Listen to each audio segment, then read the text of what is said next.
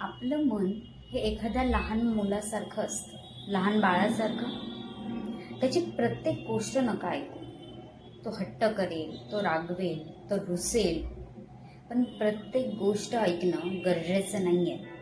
त्या मनाची प्रत्येक इच्छा पूर्ण करणं गरजेचं नाही आहे. समजा जर एखाद्या लहान बाळाला लागलं तर आपण काय करतो?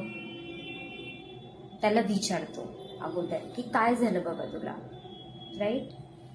त्या जिथे लागलेलं आहे तिथे आपण मायेची फुंकर घालतो, प्रेमाची फुंकर घालतो, त्याला औषध लावतो.